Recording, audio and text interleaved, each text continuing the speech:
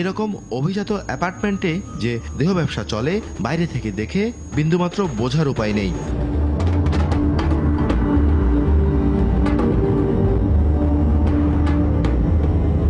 অভিযোগ আছে উত্তরার এই বাড়িতে কলেজ পড়ুয়া মেয়েরা নিয়মিত আসেন, যাদের খদ্দের প্রতিষ্ঠিত ব্যবসায়ী, উচ্চপদস্থ সরকারি বেসরকারি কর্মকর্তা কিংবা বকে যাওয়া ধনীর দুলালরা।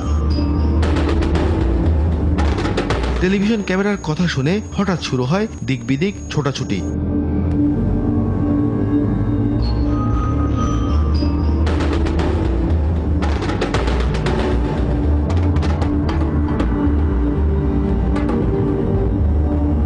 উত্তরার পাশে খিলক্ষেতেও বেশ কিছু বাড়িতে চলে এমন অনৈতিক কাজ। রাজধানীর ঐতিহ্যবাহী কলেজের এক শ্রেণীর মেয়েদের আনাগোনা আছে এ বাসায়। এদের কেউ বিলাসী জীবন, কেউ বা পেটের তাড়নায়, কেউ আবার কেবল জীবন উপভোগের নামে জড়িয়ে পড়ছেন অনৈতিক কাজে।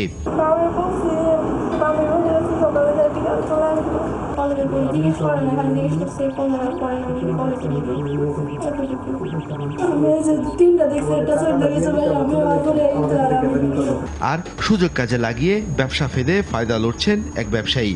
যে ফায়দার দাম বাড়াতে অনেক সময় পেশাদার যৌনকর্মীদেরও চালিয়ে দেওয়া হয় কলেজ বিশ্ববিদ্যালয়ের ছাত্রী পরিচয়ে।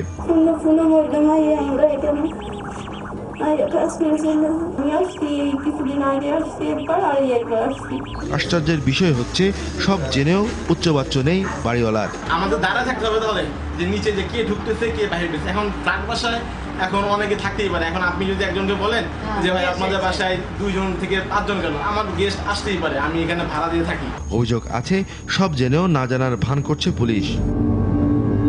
গ্রাম ও মফস্বল থেকে আসা মেয়েদের এমন অনৈতিক কাজে বাধ্য করা হচ্ছে জানিয়ে এই মানবাধিকার কর্মী বললেন, এসব কারণে সমাজ ও পরিবারে অশান্তি নেমে আসছে। তাদেরকে এমনভাবে প্রলোভিত করা হয় যে তারা বুঝতেও পারে না।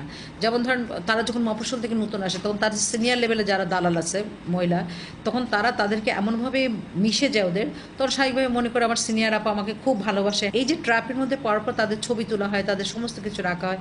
একটা সময় যখন তারা বুঝতে পারে এবং তারা সরে আসতে চায় তখন তাদেরকে ফোর্স করে যে তুমি যদি এখন না যাও তাহলে তোমার ছবিগুলো আছে তোমাদের বাড়িতে পাঠানো হবে।